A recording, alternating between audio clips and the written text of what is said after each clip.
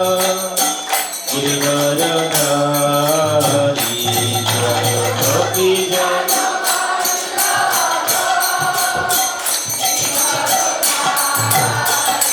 जय गोपी जन वल्लभ गिरिवरधारी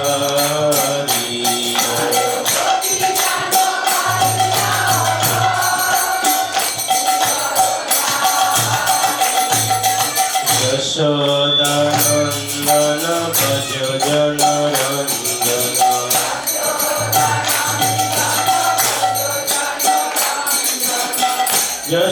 यशोदानन्दन भज जनरञ्जन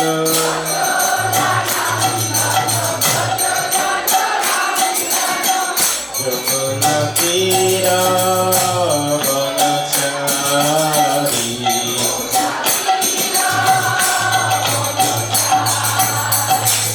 यमुनातीरा वनचारी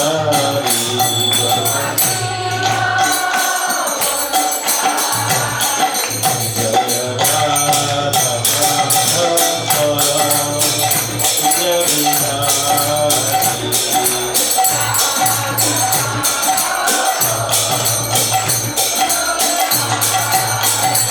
Hare Krishna, Krishna Krishna, Hare Hare, Hare Rama, Hare Rama, Rama Rama, Hare Hare. সবাই হাতে তালি দিয়ে চিৎকার করুন।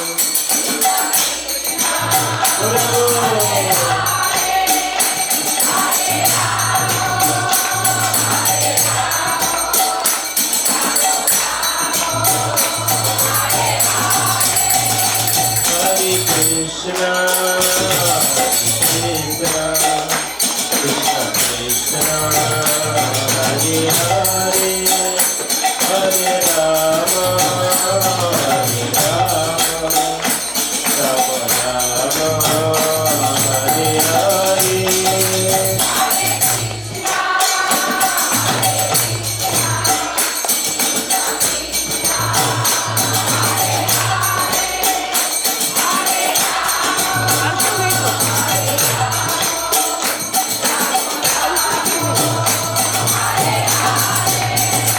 Hare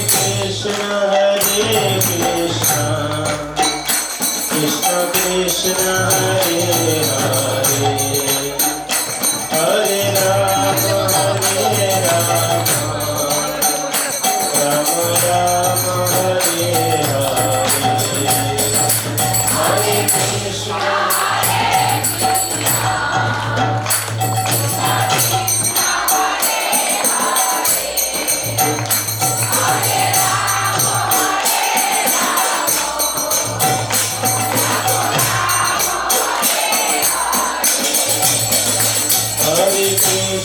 Hare Krishna, Krishna Krishna, Hare Hare, Hare Rama, Hare Rama,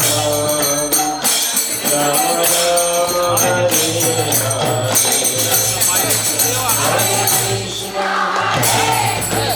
সবাই দাঁড়িয়ে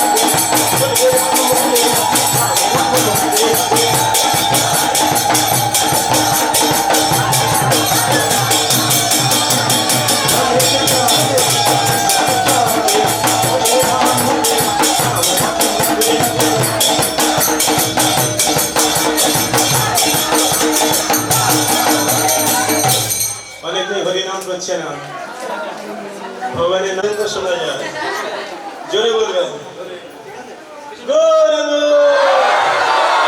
গৌরাঙ্গ গৌরাঙ্গ হরে কৃষ্ণ কৃষ্ণ কৃষ্ণ হরে হরে হরে রাম রাম রাম হরে হরে জয় রাধাষ্ট্রী মহোৎসব কি শ্রীমতী রাধা রানী কি হরে কৃষ্ণ মাঝখানে দুটো ভাগ করে একসঙ্গে নিতাই গৌরাঙ্গ হরি গৌরাঙ্গ নিতাই গৌরাঙ্গ হরি গৌরাঙ্গ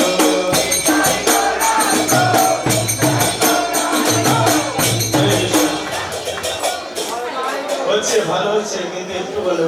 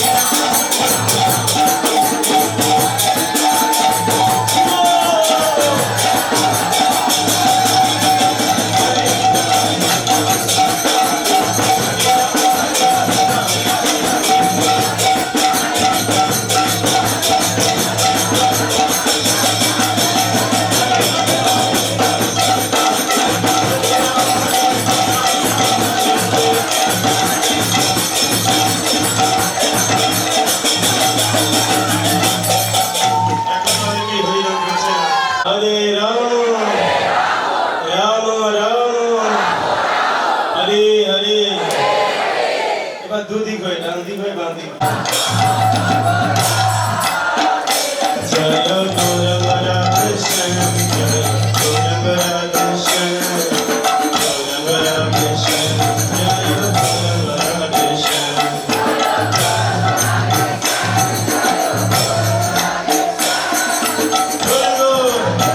गौरनिताय गौरनिताय गौरनिताय जय गौरनिताय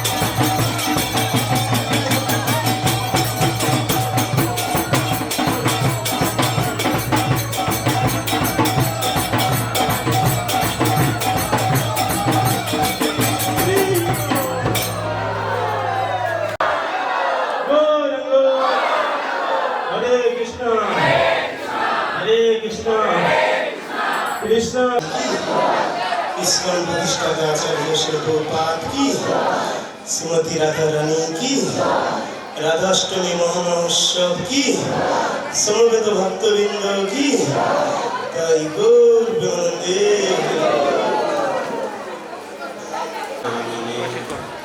नमस्ते सरस्वती देवे गौरवाणी प्रचारिणी निर्विशेष शून्यवादी पाश्चात्य देश वंशाकल्प तरुभस्य कृपा सिन्धुभ्येव च पतितानां पावनेभ्यो वैष्णवेभ्यो नमो नमः नमो महावदन्नाय कृष्ण प्रेम पदार्थे कृष्णाय कृष्ण चैतन्य नाम्ने गौरतिसे नमो हे कृष्ण करुणा सिंधु दीनबंधु जगत्पथे गोपेश गोपिकाकान्त राधाकान्त नमस्ते तप्त कांचन गौरांगी राधे वृंदावनेश्वरी विश्वभानुसुते देवी प्रणमामि हरिप्रिये नीलाचल निवासाय नित्याय परमात्मने बलभद्र सुभद्राभ्यां जगन्नाथाय ते नमः जय श्री कृष्ण चैतन्य प्रभु नित्यानंद श्री अद्वैत गदाधर शिवासादि गौर भक्त वृंद हरे कृष्ण कृष्ण कृष्ण हरे हरे हरे राम राम राम हरे हरे हरे कृष्ण কিছু ঘোষণা আছে আপনারা দয়া করে কেউ কথা বলবেন না আর কেউ উঠাউঠি করবেন না যাদের কাছে মোবাইল আছে সাইলেন্ট করে রাখবেন আর কেউ ঘুমাবেন না কেউ যেন কথা না বলেন আর মোবাইল যেন না বাজে হরে কৃষ্ণ আর সামনে আমাদের যেমন আজকে অতি পবিত্র তিথি শ্রীমতী রাধারানী আবির্ভাব তিথি ইকো থাকলে অফ করে দিন আর একটুকু এই আওয়াজ হচ্ছে, একটা ভাইব্রেশন টাইপের আওয়াজ হচ্ছে, পুরো ক্লিয়ার হবে। তার সামনে আজকের যেরকম শ্রীমতী রাধারানীর আবির্ভাব তিথি, অতি পবিত্র তিথি, এরকম সামনে আসছে বামন দ্বাদশী। সেপ্টেম্বর মাসের 4 তারিখ বামন দেবের আবির্ভাব তিথি। তা সেই উপলক্ষে আমাদের অনুষ্ঠান বামন ঘাটাতে হবে। আপনাদের নিমন্ত্রণ, আপনারা আসবেন। সেই অনুষ্ঠানের অভিষেকও সকাল 7টা থেকে হবে, ঠিক এইরকম হবে, ঠিক আছে? এর আগে আরো ওখানে অভিষেক শেষ করা হবে। আজকে তো পৌনে 12টা বেজে গেছে অভিষেক শেষ করতে, ওখানে 11টায় অভিষেক শেষ করা হবে। আর সেই সঙ্গে মন্দিরেও তো একাদশীর অনুষ্ঠানে প্রায় 400-500 ভক্তবৃন্দরা আসেন। মন্দিরেও একাদশীর অনুষ্ঠান থাকবে, মন্দিরে একাদশীর অনুষ্ঠান থাকবে ওই দিন।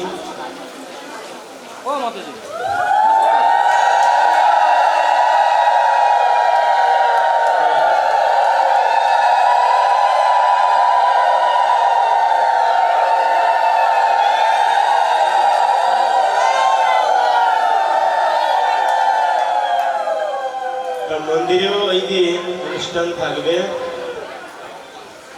মন্দিরে একাদশীর অনুষ্ঠান 1:30টা থেকে 3:30 পর্যন্ত মন্দিরের অনুষ্ঠান থাকবে। তা ওই দিন একটু দেরি করে শুরু করা হবে, যেহেতু 2 জায়গায় অনুষ্ঠান আছে। ওখান থেকে বামনঘাটা থেকে 12:30টায় বেরিয়ে আসবো, এসে এখানে মন্দিরে 1:30টা থেকে 3:30 পর্যন্ত একাদশীর অনুষ্ঠান হবে। আর তারপরে প্রসাদ হবে। আপনারা যারা যারা একাদশীতে যান মন্দিরে একটু দেরি করেও যেতে পারেন, বামন দ্বাদশীতেও আপনারা যেতে পারেন। আর ওই দিন কোনো পূজার ব্যবস্থা মন্দিরে থাকবে না। সবাইকে যে স্পেশাল পূজা দেওয়া হয় 4 তারিখে, তা থাকবে না, ঠিক আছে? কারণ মন্দিরে এসে আবার বামনঘাটাতে যাব, 4টের সময় আবার বামনঘাটাতে যাব। একদিনে একই তিথি, 2টো তিথি একসঙ্গে পড়ে গেছে, সেই জন্য কিছু করার নেই। তা মন্দিরের অনুষ্ঠান 1:30টা থেকে 3:30 পর্যন্ত একাদশীর অনুষ্ঠান। আর বামনঘাটাতে বামন দ্বাদশীর অনুষ্ঠান সকাল 7টা থেকে এই 12:30 পর্যন্ত অনুষ্ঠান। অভিষেক কিন্তু এরকম 7টা থেকে 10টা, 10:30, খুব জোর হলে 11টা, এর বেশি দেরি করা হবে না, ঠিক আছে? আপনাদের সবাইকে নিমন্ত্রণ, আপনারা সবাই আসবেন। আর এই সেপ্টেম্বর মাসের 12, 13, 14 3 দিন আমরা মায়াপুর ধাম যাত্রা করছি। তা অনেকেই খবর পেয়েছেন আর অনেকেই খবর পাননি। তা আমরা মায়াপুর ধামে যাচ্ছি এই মাসের 12, 13, 14। আর তার নামে রেজিস্ট্রেশন মন্দিরে হচ্ছে, আপনারা নামের রেজিস্ট্রেশন করতে পারেন, ঠিক আছে? গৌরাঙ্গ কুটিরে 720 টাকা, নিত্যানন্দ কুটিরে, তাই তো? নিত্যানন্দ কুটিরে 720 টাকা, 3 দিনের থাকা খাওয়া সব কিছু নিয়ে। আর গৌরাঙ্গ কুটিরে 620 টাকা, তাই তো? 620 টাকা গৌরাঙ্গ কুটির, আর নিত্যানন্দ কুটির 720 টাকা। আর নাম জমা নেওয়া হচ্ছে। আর হাতে বেশি সময় নেই, মাত্র কদিন আছে, আর 10 দিন। কিন্তু 11 দিন পরেই 12 তারিখ এসে যাবে। 12, 13, 14, 12 তারিখ সকালে আমরা যাত্রা শুরু করব। 12 তারিখ পুরো থাকবো, 13 তারিখ থাকবো, 14 তারিখ থাকবো, 15 তারিখ সকালে আবার আমরা ফিরে আসবো। 15 তারিখ সকাল 8টা পর্যন্ত আমাদের ঘর বুকিং থাকবে, ঠিক আছে? তা যারা যেতে চান খুব তাড়াতাড়ি মন্দিরের নাম জমা দেবেন, দেরি করবেন না, ঠিক আছে? আর তারপরে আমাদের বৃন্দাবন ধাম যাত্রা, যেমন প্রতি বছর দুর্গা পূজার সময় আমরা বিভিন্ন তীর্থে মন্দির থেকে ভক্তদের নিয়ে যাওয়া হয়। এবছর নিয়ে যাওয়া হচ্ছে বৃন্দাবন ধাম এবং জয়পুর। জয়পুরে আমরা একদিনের জন্য যাব, আর বৃন্দাবন ধামে আমরা বেশিরভাগ সময়টাই থাকব। আর সেই যাত্রার সময় হচ্ছে অক্টোবরের 2 তারিখ থেকে অক্টোবরের 12 তারিখ পর্যন্ত 11 দিনের যাত্রা থাকবে।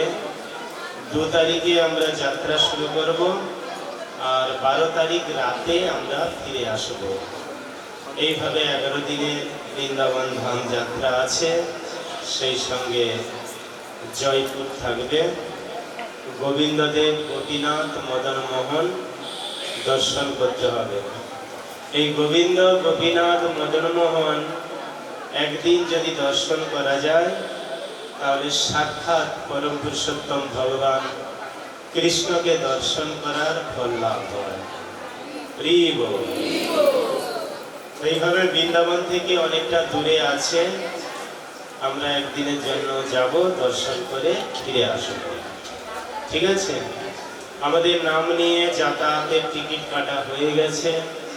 আপনারা যদি কেউ যেতে চান, মন্দিরে যোগাযোগ করবেন, আমরা দেখব কিভাবে ম্যানেজ করা যায়, ঠিক আছে?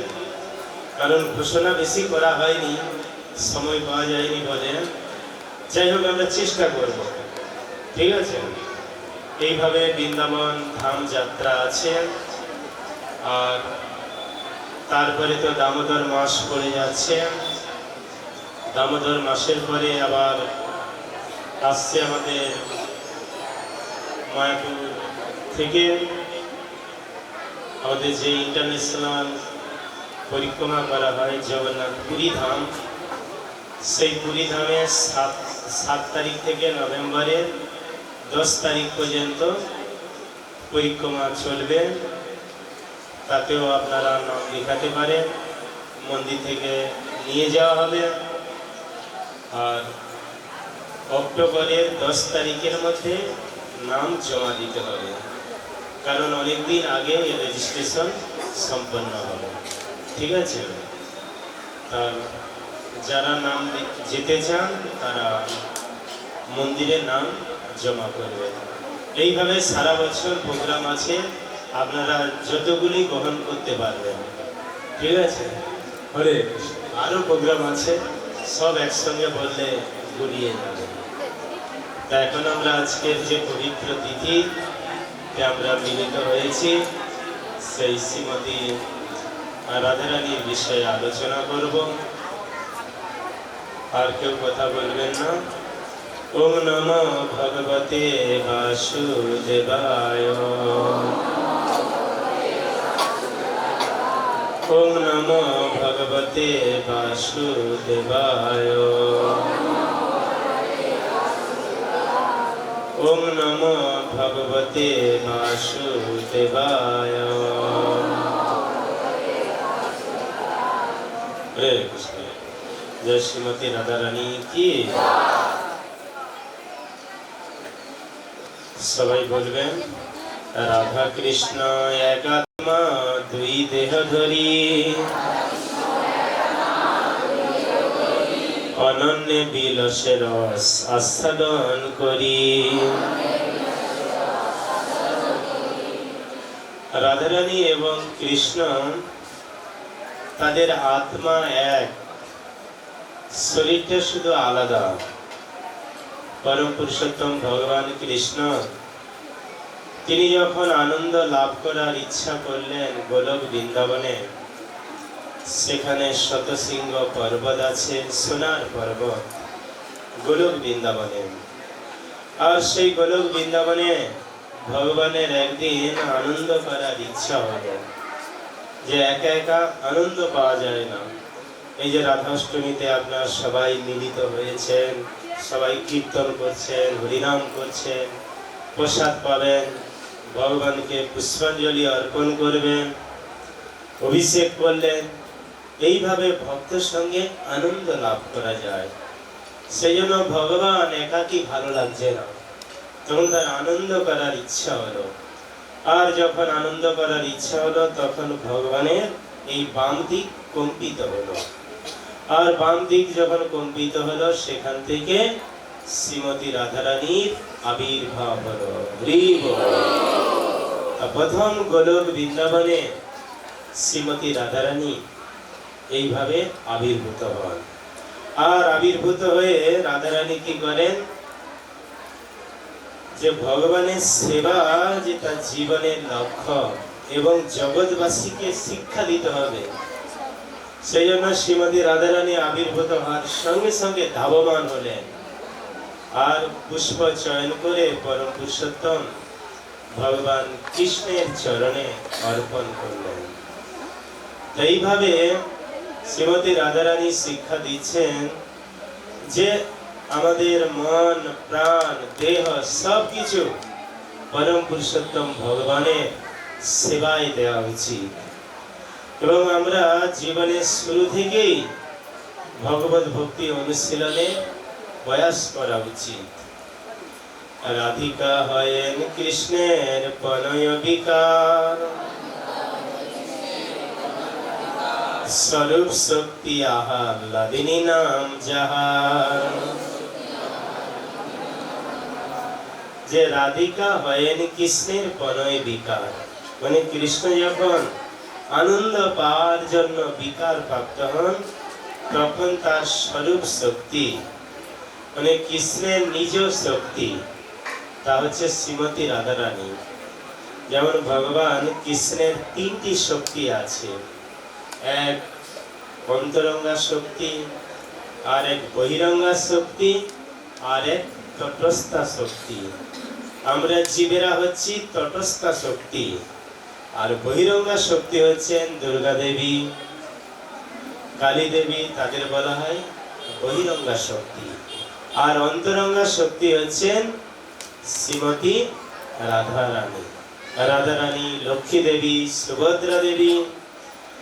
আর রাধারানী হচ্ছেন সবার মূল, যেহেতু কৃষ্ণকে আনন্দ দান করেন সেই জন্য বলা হয় আহ্লাদিনী শক্তি।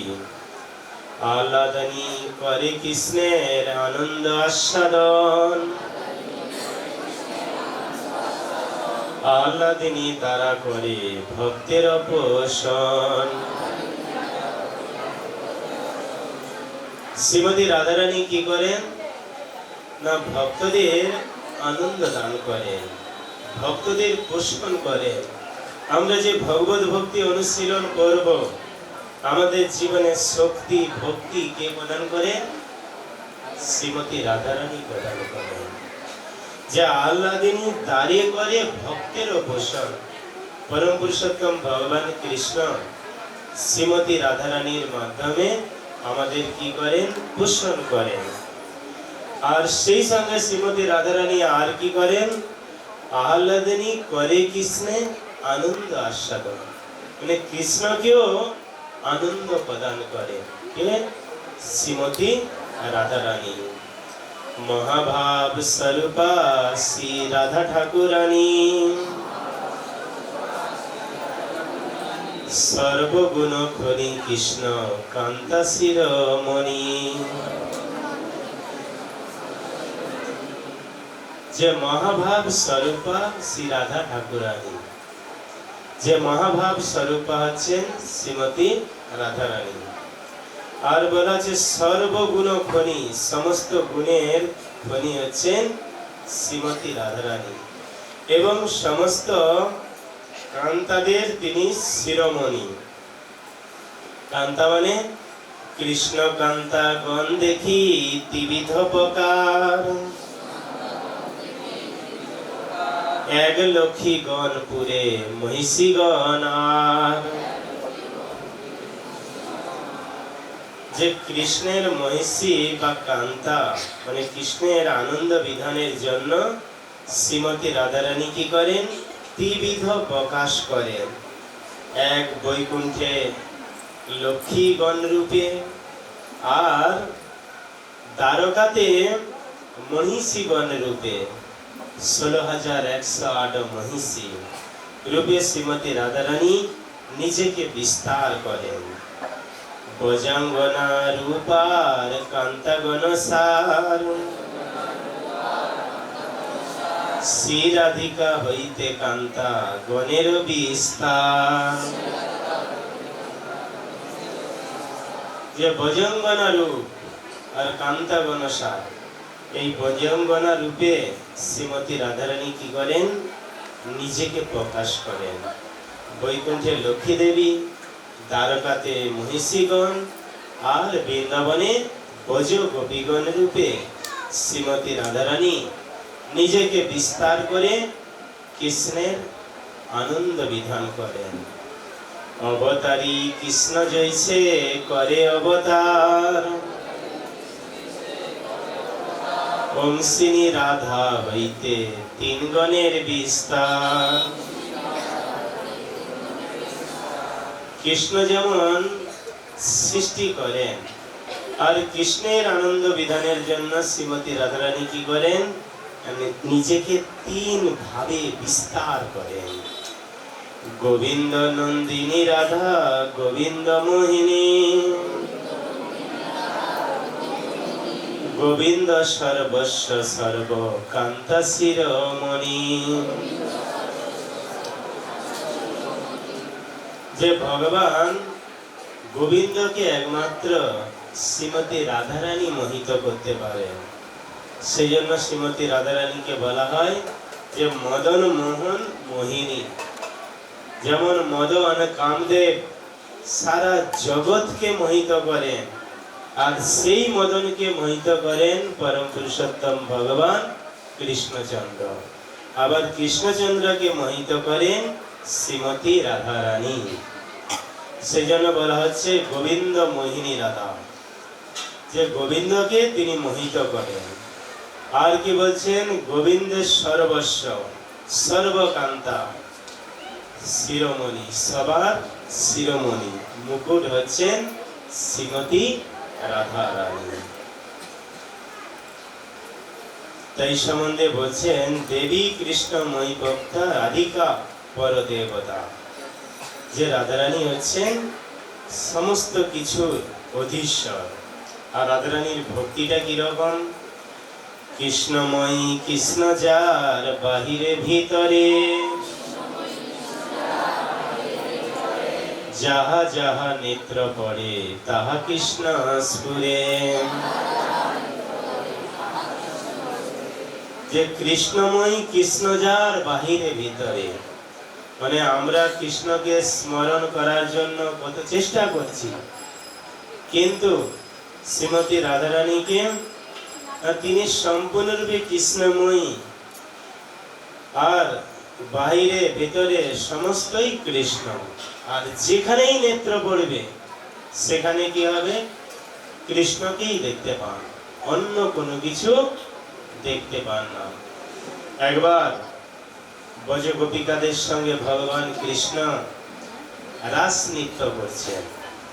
রাস নৃত্য করতে করতে শ্রীমতী রাধারানীর ভক্তির মহিমা প্রকাশ করবার জন্য ভগবান হঠাৎ কি করলেন?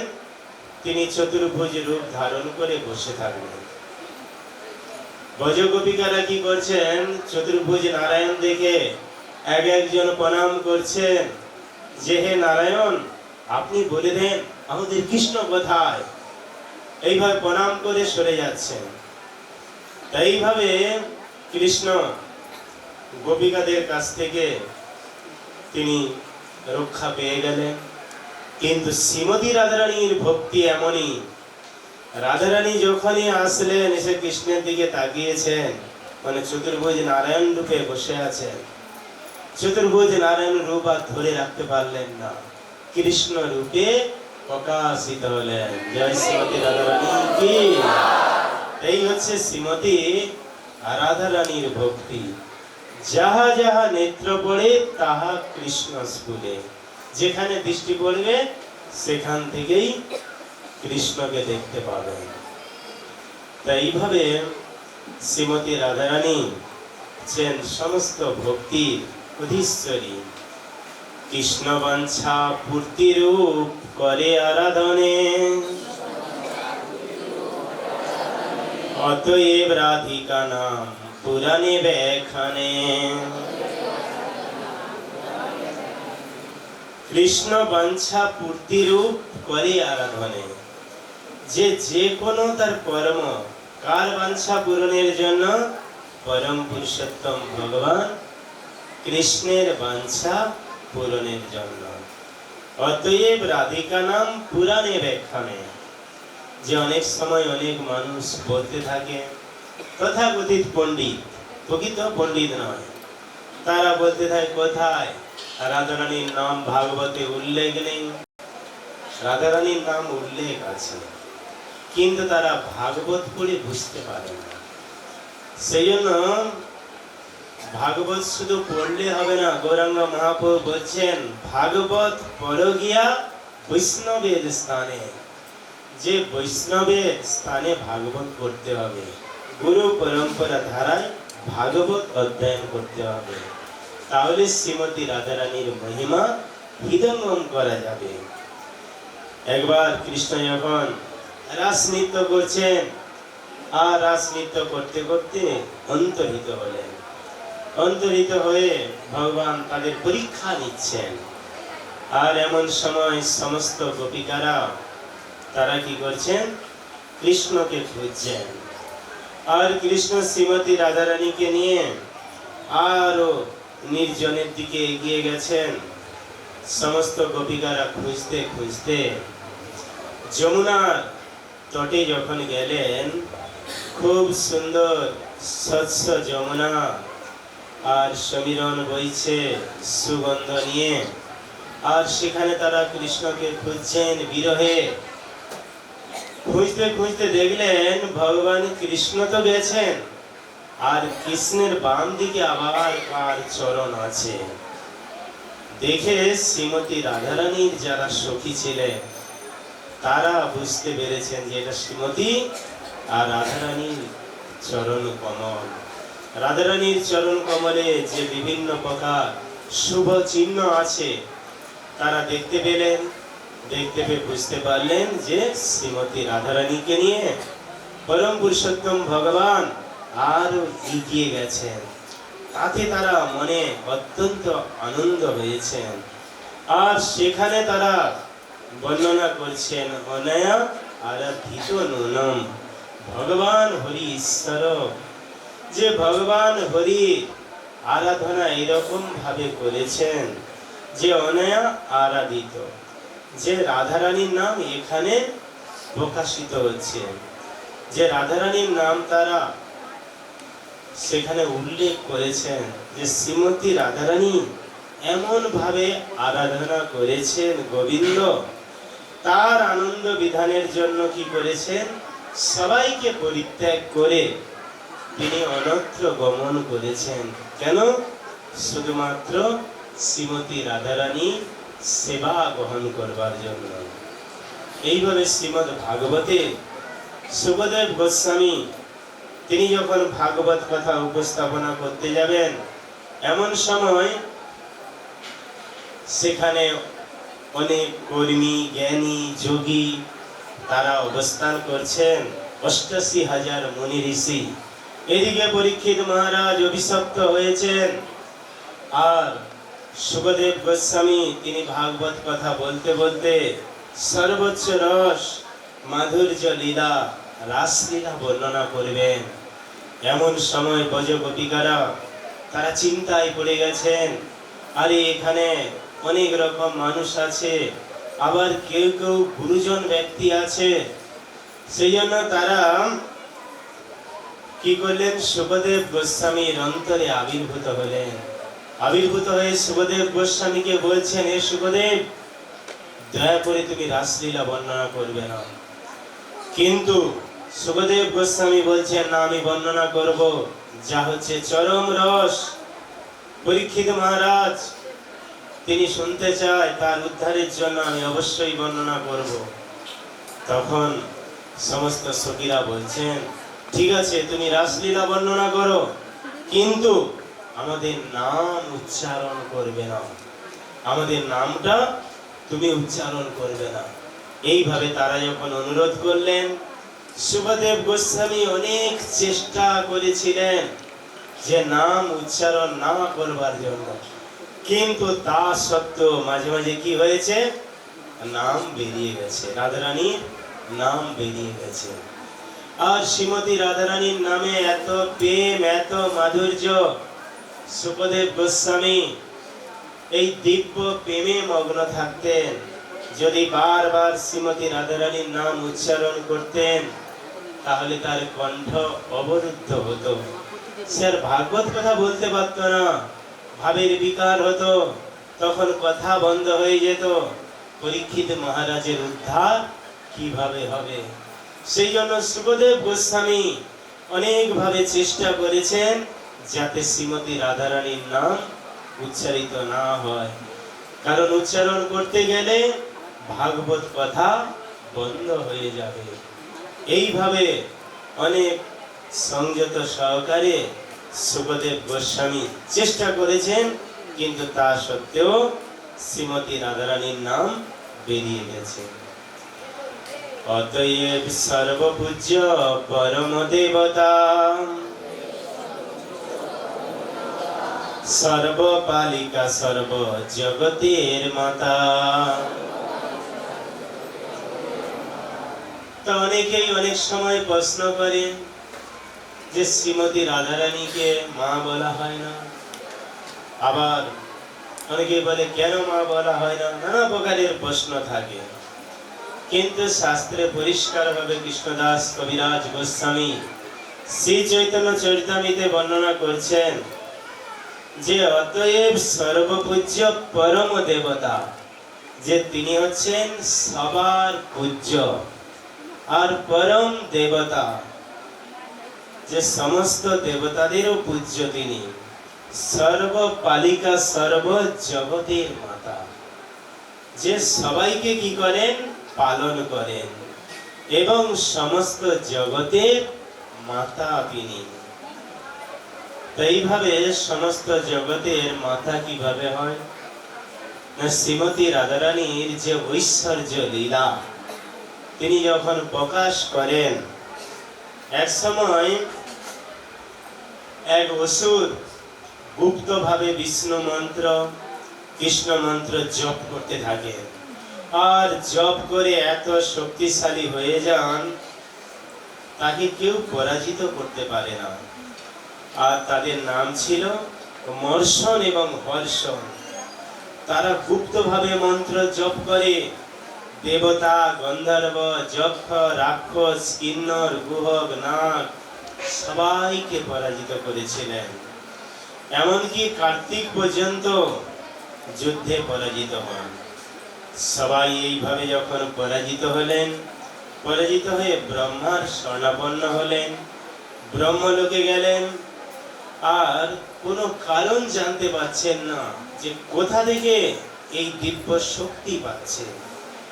তখন ভোলানাথ কি করলেন, তিনি ধ্যান করলেন।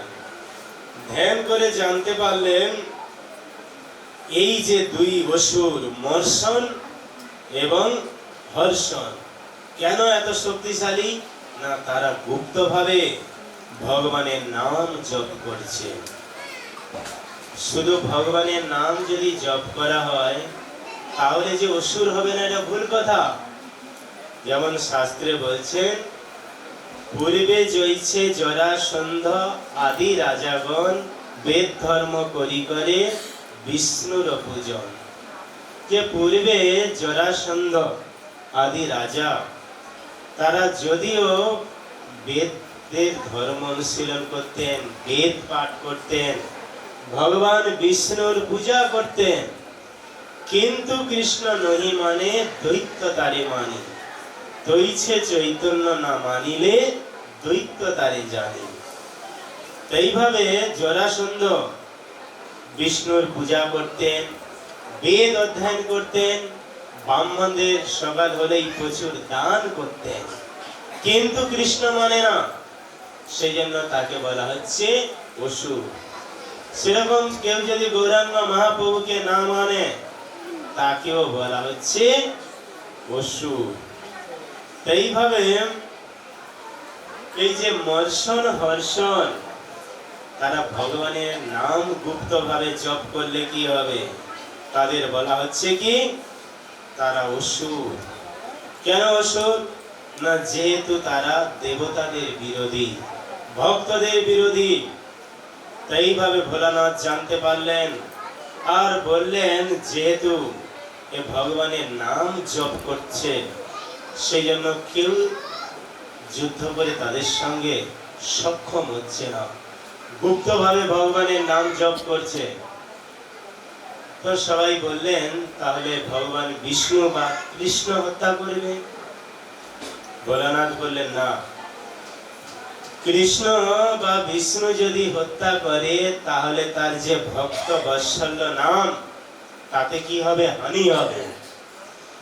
অতএব একমাত্র এই পরিস্থিতিতে শান্তি ফিরিয়ে আনতে পারেন গোলকেশ্বরী শ্রীমতী রাধা রানী। এছাড়া অন্য কেউ এই পরিস্থিতিতে এই দুই অসুরকে হত্যা করতে পারে না। তখন বললেন রাধারানী, রাধারানীকে কি করে সন্তুষ্ট করা যায়? তখন তারা গোলক বৃন্দাবনের উদ্দেশ্যে শ্রীমতী রাধারানীর কাছে প্রার্থনা করছে, রাধে জয় জয় মাধব দইতে, রাধে রাধে জয় জয় মাধব দইতে, রাধে গোকুল তরুণী মণ্ডল মোহিতে, গোকুল তরুণী, গোকুল তরুণী মণ্ডল মোহিতে, গোকুল তরুণী, রাধে জয় জয় মাধব দইতে, রাধে রাধে জয় জয় মাধব দইতে, রাধে কামদরতি বর্ধন বেশে, করিমি স্ফুট বৃন্দা বিপিনেশে, কামদরতি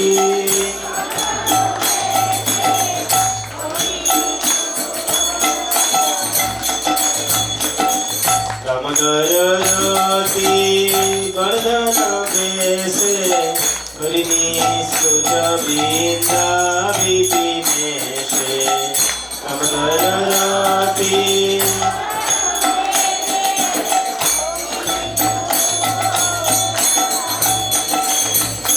রাধে জয় জয় মাধব দইতে, রাধে রাধে জয় জয় মাধব দইতে, রাধে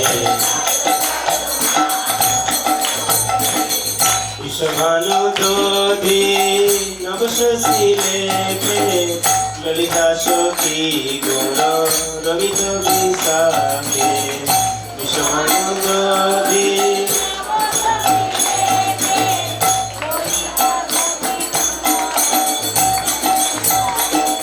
বিষভানু দধি নবশী লেখে, ললিতা সখী গুণ রবিত বিশাখে, বিষভানু দধি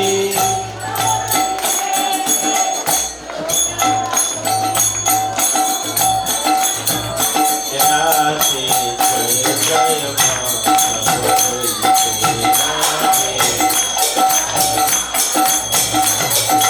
রাধে জয় জয় মাধব দইতে, রাধে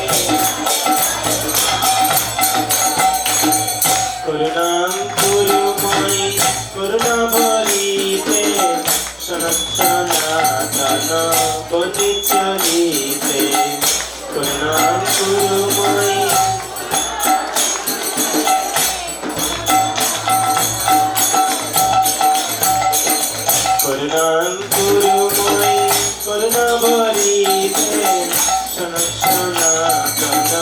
পতি চরিতে করুণা করুণায়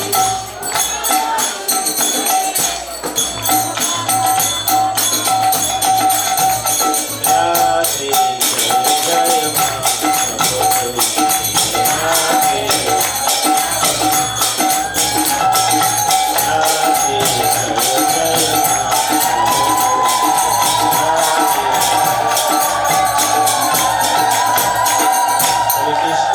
Hare Krishna Krishna Krishna Hare Hare Hare Ram Ram Ram Hare Hare Hare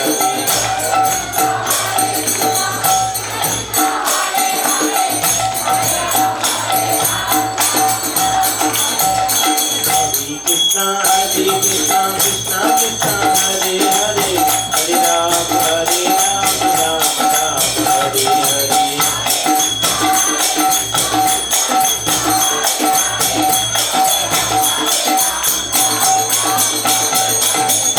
Krishna Krishna Krishna Hare Hare Hare Ram Ram Hare Hare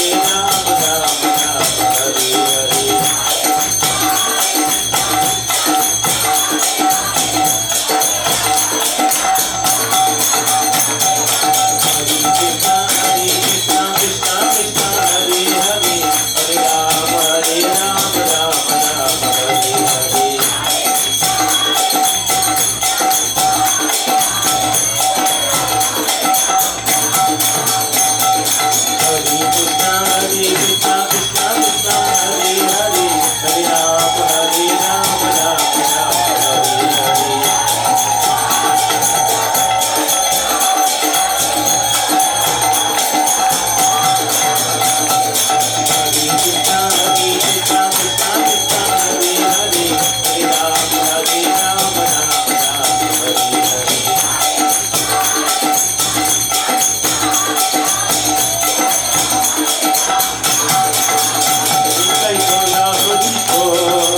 Bol Hari Bol Hari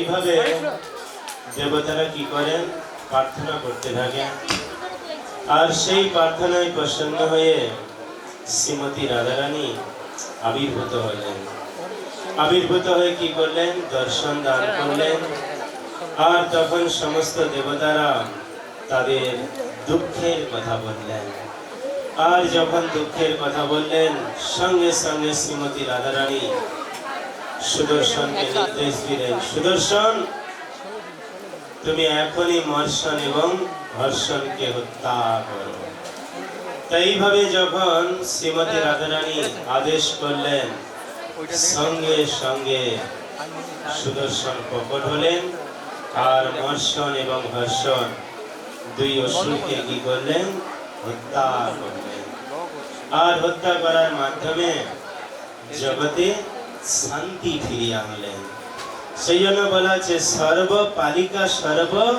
জগতের মাতা শ্রীমতী রাধারানী কি করেন সবাইকে পালন করেন তো এইভাবে শ্রীমতী রাধারানীকে বলা হচ্ছে জগৎ মাতা কিন্তু আমরা যেহেতু সরাসরি শ্রীমতী রাধারানীকে এই জড় কাজে লিপ্ত হতে দেখি না সেই জন্য আমরা বুঝতে পারি না যে রাধারানীর মহিমা কিন্তু শাস্ত্রে বলা হচ্ছে শ্রীমতী রাধারানী হচ্ছেন জগতের মাতা ততএব আজকের যে রাধা অষ্টমী অতি পবিত্র তিথি আর শতসিংহ পর্বত এবং গোলক বৃন্দাবনে সেখানে শ্রীমতী রাধারানী আবির্ভূত হন আর এই মধ্যলোকে ভগবান যেরকম আবির্ভূত হন তার শক্তি শ্রীমতী রাধারানীও আবির্ভূত হন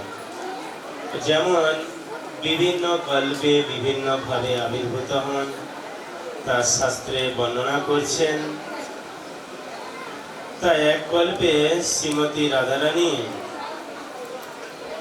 এক সময় কি হয় যে বিন্ধ্য পর্বত আছে বিন্ধ্য পর্বত তিনি শ্রীমতী রাধারানীর আরাধনা করেন। বিন্ধ্য পর্বত কেন আরাধনা করে? না, হিমালয়ের কন্যা হচ্ছেন মাতা পার্বতী।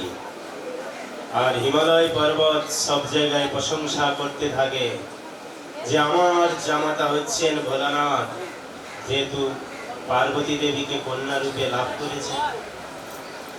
আর তাতে বিন্ধ্য পর্বত তার ভাই, তো তার ঈর্ষা হয়, আরে আমার ভাই এত প্রশংসা করে, আমি ছোট হয়ে যাই, আমাকেও কি করতে হবে, এর চেয়ে বেশি করে নাম যশ লাভ করতে হবে। সেই জন্য কি করলেন, তার চেয়ে আমি বেশি নাম পাব। ব্রহ্মদেবের আরাধনা করলেন।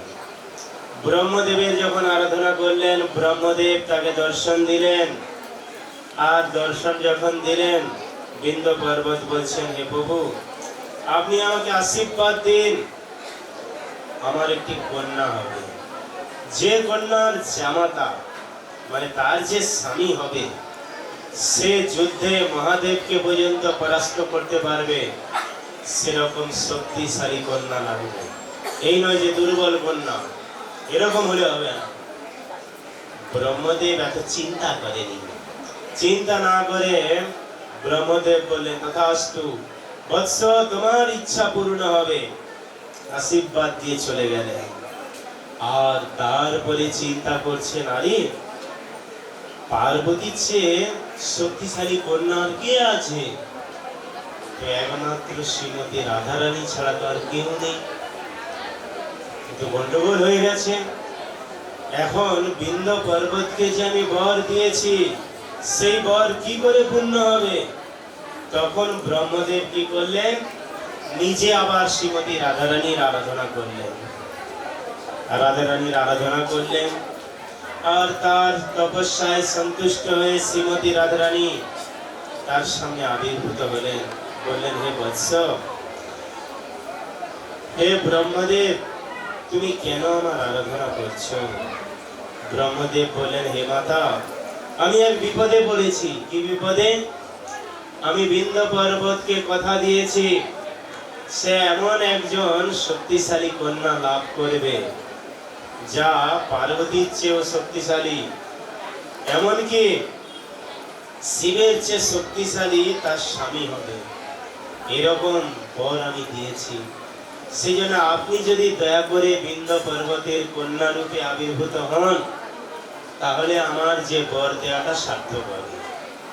হে মাতা, আপনার কাছে এটাই আমার অনুরোধ, আপনি বিন্ধ্য পর্বতের কন্যা রূপে আবির্ভূত হন।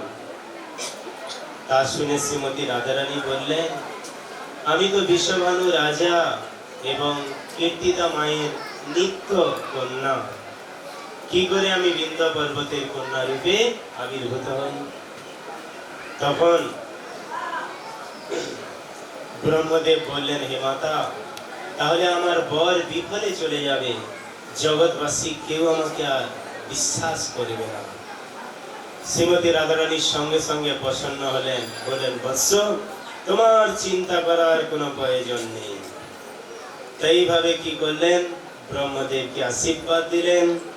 আর শ্রীমতী রাধারানী তখন বিন্ধ্য পর্বতের কন্যা রূপে আবির্ভূত হলেন। দুই কন্যা জন্ম হলো। আর সেই দুই কন্যা কে কি করলেন, এই বিন্ধ্য পর্বতের উপরে যজ্ঞ করছেন। আর সেই যজ্ঞ যখন করছেন, তাদের সংস্কার চলছে। শ্রীমতী রাধারানী এবং চন্দ্রাবলী দুইজন আবির্ভূত হয়েছেন। আর এদিকে কি হয়েছিল, যেই সময় কংস তিনি সেই অষ্টভুজা দুর্গা তাকে যখন আছাড় মারতে গিয়েছিলেন, সেই কন্যা রূপে ছোট কন্যা অষ্টভুজা দুর্গা রূপ ধারণ করেন আর বললেন, তোমাকে যে হত্যা করবে সে অন্যত্র জন্মগ্রহণ করেছে। আর সেই সঙ্গে শুনে রাখ কংস, ইতিমধ্যে অষ্ট মহাশক্তি আগামীকাল প্রকট হবে। আর তাদের নাম হচ্ছে শ্রীরাধা, চন্দ্রাবলী, ললিতা, বিশাখা, পদ্মা, শৈব্যা, শ্যামলা এবং ভদ্রা। এই মহাশক্তি এই জগতে প্রকট হবে। তাদের মধ্যে যে শ্রী রাধা এবং চন্দ্রাবলীকে বিবাহ করবে সে হবে রাজেন্দ্র। তাকে কেউ কোনোদিন পরাস্ত করতে পারবে না, এমনকি মহাদেব পর্যন্ত পারবে না। এই কথা বলে অষ্টভুজা দুর্গা অন্তর্হিত হলেন। কংস সঙ্গে সঙ্গে নির্দেশ দিলেন, পুতনাকে যত পুত্র সন্তান আছে সবাইকে হত্যা করো, আর যত কন্যা সন্তান জন্মগ্রহণ করেছে তাদের সবাইকে তুলে আনো। আমি কি করব? তাদের এখানে পালন করব, আর শেষে তাদের বিবাহ করব। তার মাধ্যমে আমি রাজেন্দ্র হয়ে যাব, আমার কোনোদিন মৃত্যু হবে না।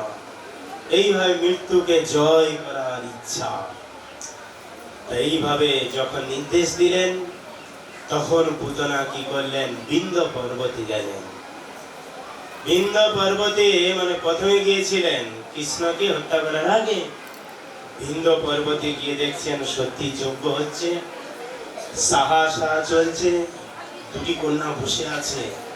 সঙ্গে সঙ্গে কি করলেন? পুতনা যেমন বাজ পাখি সে ছো মেরে নেন, সেরকম নামলেন, নেমে দুই হাতে দুই কন্যাকে ধরেছেন। পুতনা কত ভাগ্যবান! তা দুই হাতে দুই বগলে দুই কন্যাকে নিয়েছেন, রাধা রানীকে আর চন্দ্রাবলীকে নিয়ে সোজা মথুরার দিকে উঠতে শুরু করেছেন।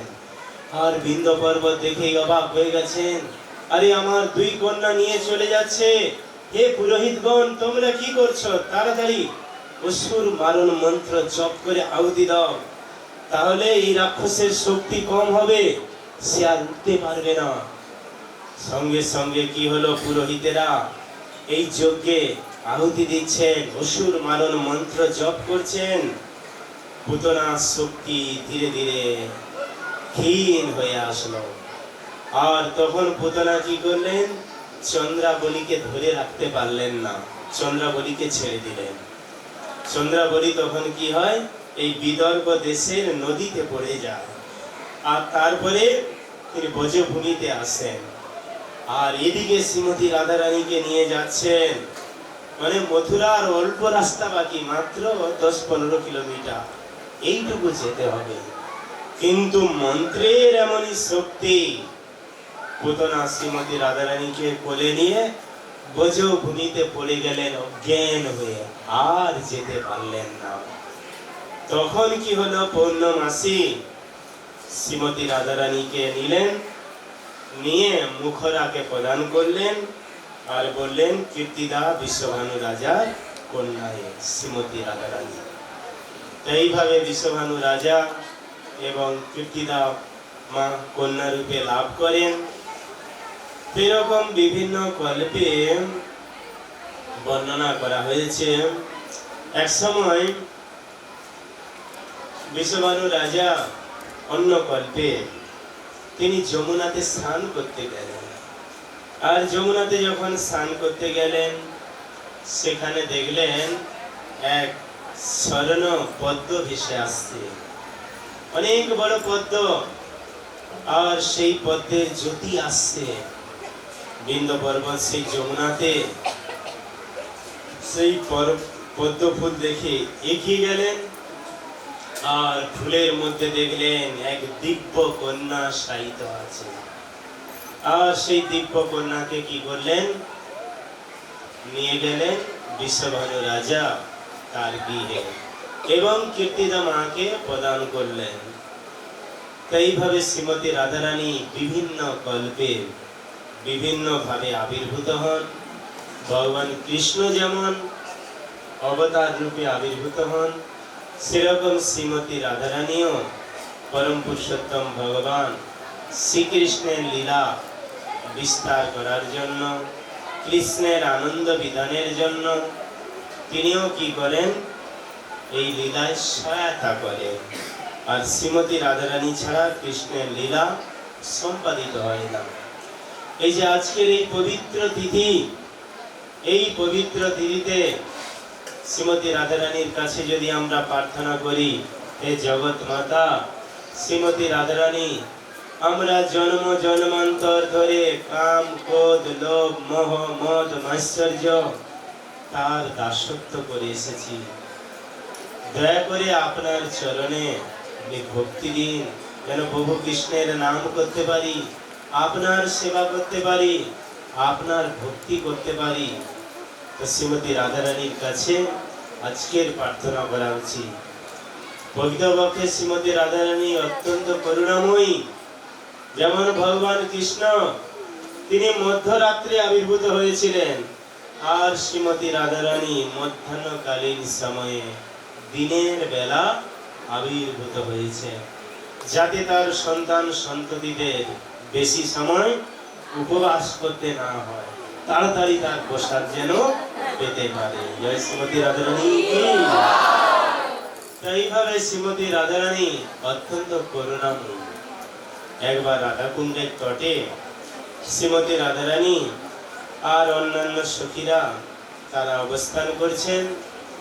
আর এমন সময় তারা সূর্য পূজার জন্য যাচ্ছিলেন ওইখান দিয়ে। আর তার একটু আগে কি হয়েছে, রাধাকুণ্ডে একটি শিগালি জল খেতে এসেছিল। আর যেই শিগাল জল খেতে এসেছে, এই ব্রজবাসী সন্তানেরা তাড়া করেছেন। সেই শিগালি গর্তের মধ্যে প্রবেশ করেছেন, আর এই বালকেরা গর্তের মুখে আগুন দিয়ে সেই শিগালকে মেরে ফেলেছে। আর যখন মেরে ফেলেছেন, সেখান দিয়ে শ্রীমতী রাধারানী সূর্য পূজার জন্য যাচ্ছিলেন। অন্যান্য সখীরা বললেন, হে শ্রীমতী রাধারানী, তোমার কুণ্ডের তটে এরকম জীব কষ্ট পাবে তা কখনো সম্ভব? শ্রীমতী রাধারানী বললেন, যাও শিগালিকে নিয়ে আসো। তা সেই শিগালিকে নিয়ে আসা হলো। শ্রীমতী রাধারানী কি করলেন, তার চরণ স্পর্শ করলেন। তার অপ্রাকৃত চরণ যখন শিগালির গায়ের মধ্যে, তার মাথার মধ্যে স্পর্শ করলেন, সঙ্গে সঙ্গে সেই শিগালি তার শরীর ত্যাগ করে গোপী দেহ লাভ করলেন। জয় শ্রীমতী রাধারানী কি। তা গোপী দেহ লাভ করলেন, আর গোপী দেহ লাভ করে শ্রীমতী রাধারানীর যে পার্ষদ হয়ে গেলেন। তো এইভাবে সরাসরি গোপী দেহ প্রাপ্ত হলেন শিগালি থেকে। আমরাও সেরকম নরকের জীব, অত্যন্ত পাপী, শিগালির চেয়ে আরো পাপী, কিন্তু শ্রীমতী রাধারানী এত করুণাময়ী। তার কাছে যদি আমরা ভালো করে প্রার্থনা করি, সেবা করি, নিরপরাধে হরিনাম করি, কোনোভাবে যেন বৈষ্ণব অপরাধ অন্যের নিন্দামন্দ না করি, তাহলে অবশ্যই শ্রীমতী রাধারানীর কৃপা আমরা লাভ করতে পারব। রাধারানীর কৃপা লাভ করে আমরা জন্ম মৃত্যু জরা ব্যাধি জয় করে আমাদের নিত্য আলয় গোলক বৃন্দাবনে ফিরে যেতে পারব। অতএব আজকের এই পবিত্র তিথি, এই পবিত্র তিথিতে আমাদের শ্রীমতী রাধারানীর কাছে প্রার্থনা করতে হবে। আর যদি রাধাষ্টমীতে অংশগ্রহণ করা মানে এটাও অনেক বড় প্রার্থনা।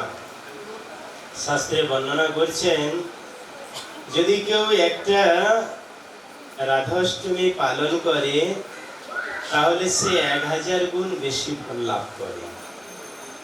একসঙ্গে 1000 একাদশী ব্রতের ফল লাভ করে। হরি বল।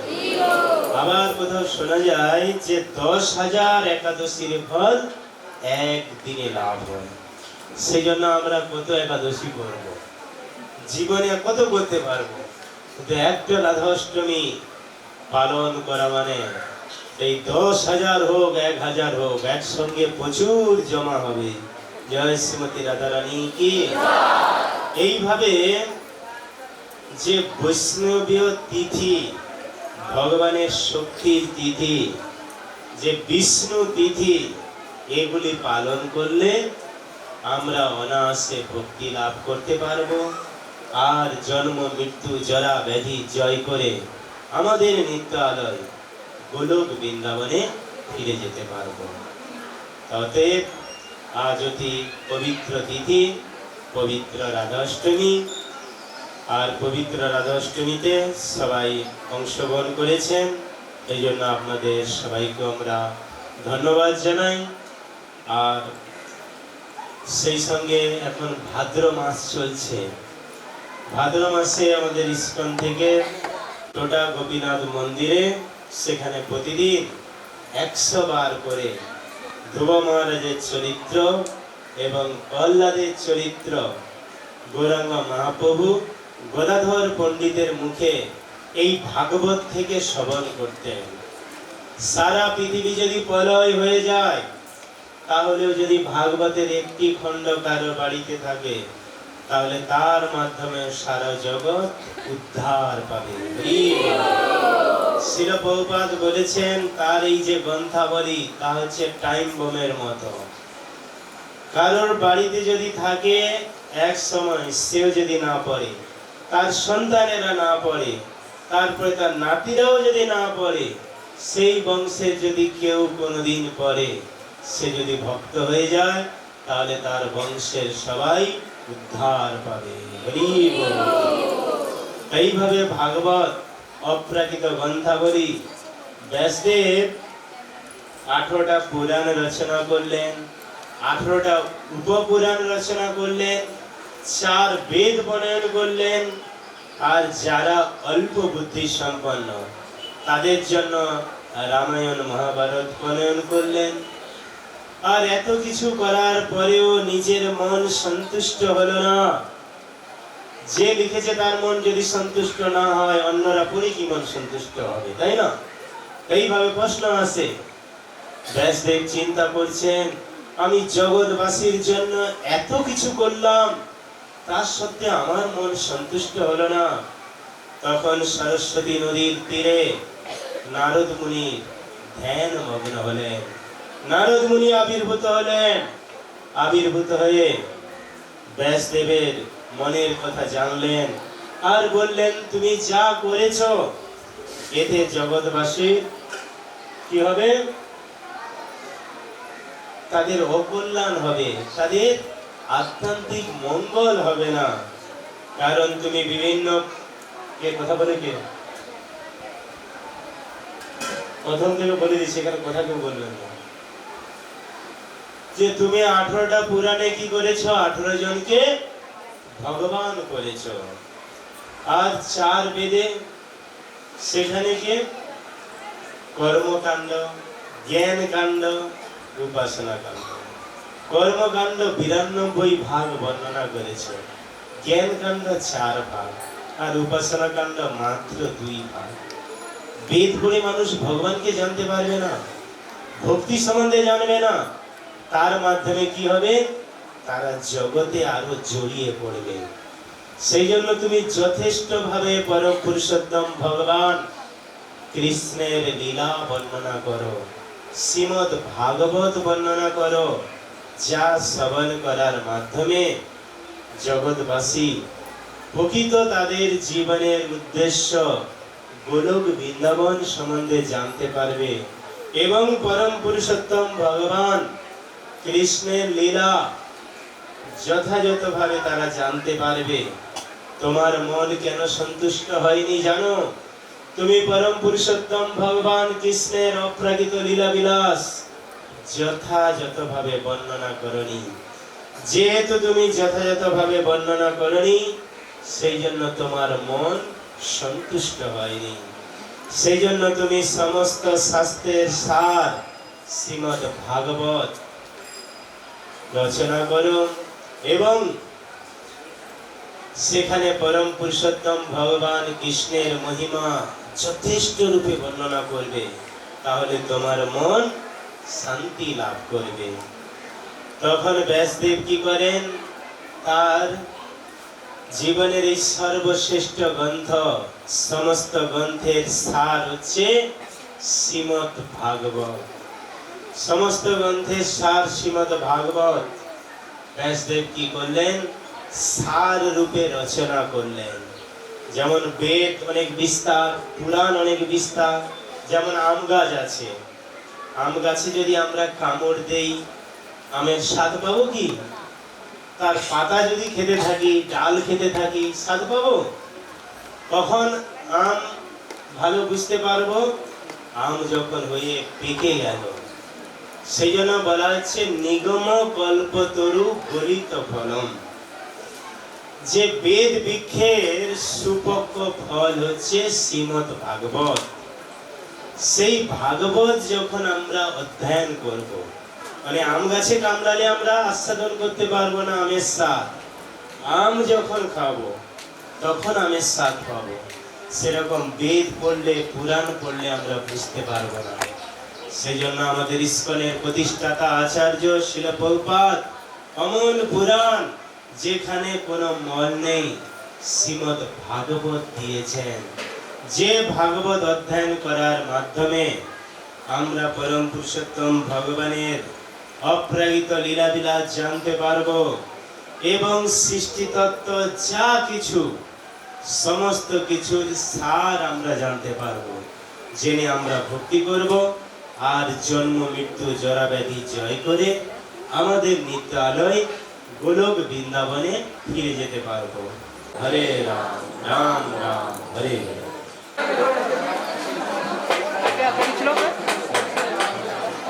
আচ্ছা জল তো দিয়েছে।